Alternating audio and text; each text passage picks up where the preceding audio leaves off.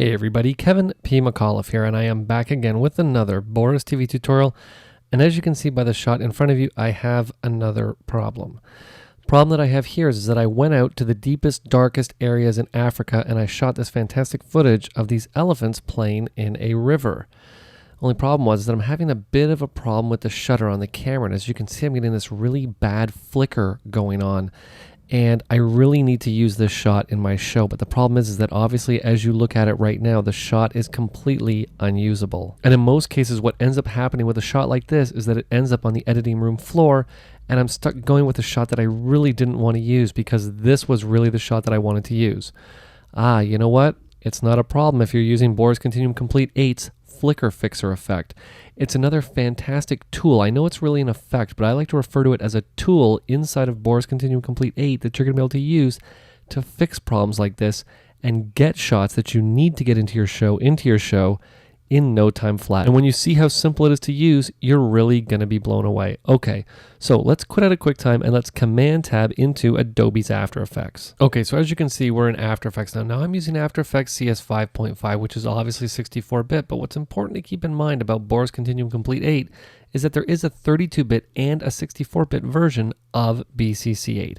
So obviously you're going to want to pick the one that best suits the version of After Effects that you happen to be using. Okay, so the first thing that we obviously need is a clip to work with. So let's import my elephant shot. I'm going to come over here. I'm going to press Command and I on the Mac, Control and I on Windows. We're going to select our Flickr problem shot. I'm simply going to say Open. We're going to take it, we're going to drag it right down here into my Create New Composition button so that it creates a new composition the same size with the same attributes as my clip. And you'll see that if I start to drag through, you can see the flicker problem that I am plagued with right there. So let's get in and let's add Flickr Fixer to this clip. Now I do want to point out, and I'm just going to navigate right over here to my Effects and Presets button, that the team at Boris Effects always takes your comments and suggestions seriously.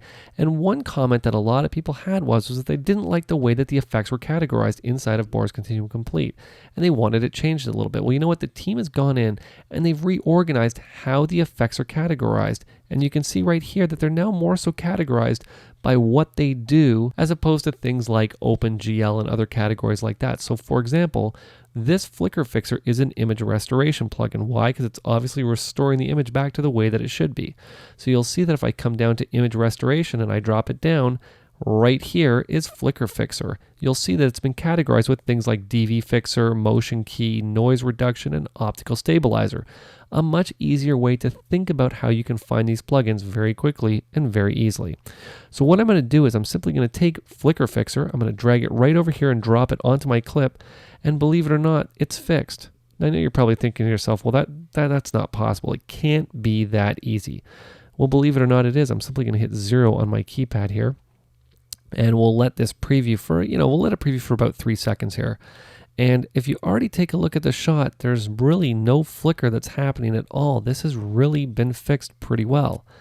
And I'll let it get down to about, well, just let it go to 3 seconds here. It's not going to take too long. And once it's done, I'm going to hit the space bar. And believe it or not, it's pretty much fixed. I don't see any flicker at all in this shot. Now, I know you're probably thinking to yourself, well, you probably did some trick. There's probably something going on here. It can't be that simple. Well, let's get into the effect parameters and let's just talk about a few of them here. And I want to show you how simple this effect really is to use. And in most cases, you pretty much just have to drag and drop it and you're going to be good to go.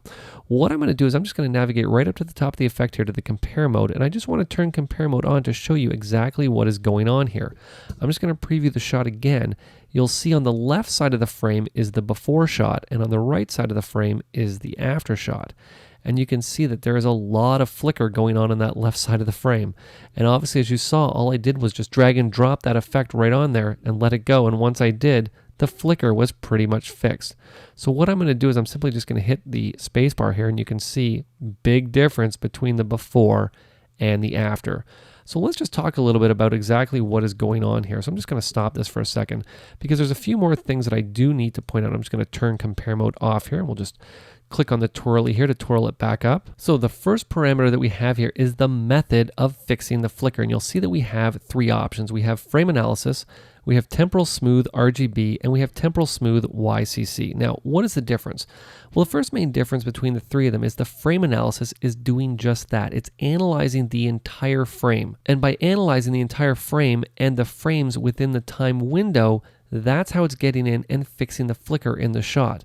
Now, the difference between that and the temporal options is the temporal options are looking at individual pixels as opposed to looking at the entire frame. So a perfect example of where you would use one over the other is that I have an outside shot here of these two elephants in a river, and it's a very evenly lit shot. That's why I decided to go with frame analysis. Now, if this happened to be a shot, let's say in an office building where I had a bright light coming in from a window and I had a fluorescent light that was flickering that I needed to get rid of that flicker from, that's where I'd get in and I'd choose something like the temporal smooth RGB or the temporal smooth YCC, because on one side of the frame I'm going to have a very bright, even, constant light. On the other side of the frame I'm going to have this flickering. That's the difference between the two shots. One is a very evenly lit shot. The other one has two different light sources. So that's sort of how you're going to try to wrap your head around which one you're going to choose. Now I'm just going to close that up and let's take a look at a couple parameters inside of frame analysis that are going to be important to your workflow. And the first one obviously is the time window. Now that's represented in frames. So basically what this is telling me is that the effect is going to look at 5 frames around the one that we're currently on to use that as a basis for removing the flicker. So for example, if your flicker happened to be a longer, let's say a more drawn out type of flicker, you're going to want to increase the value higher than 5 to get a better analysis when you're doing your flicker fixing. Now, obviously you see that we can come down and we can have a higher value for smoothing. And depending on what we're doing, if we needed to reset the cache for the effect, we can even do that right here.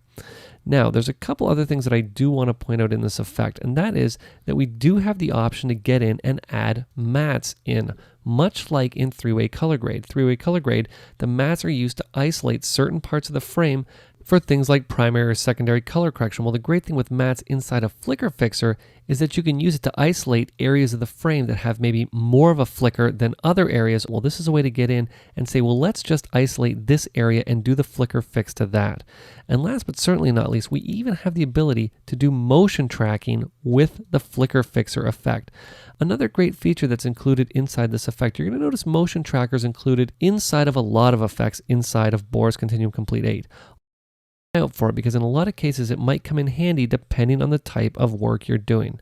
But again, like I said before, Flickr Fixer is a fantastic, simple to use, and in most cases really a no-brainer. It's simply a drag it and drop it onto the clip, and in many cases your shot will be fixed and all that flicker will be fixed. So if you have any questions, you have any comments, or you have any tutorial requests, you can send them to support@borisfx.com. This has been Kevin P. McAuliffe. Thanks a lot for watching.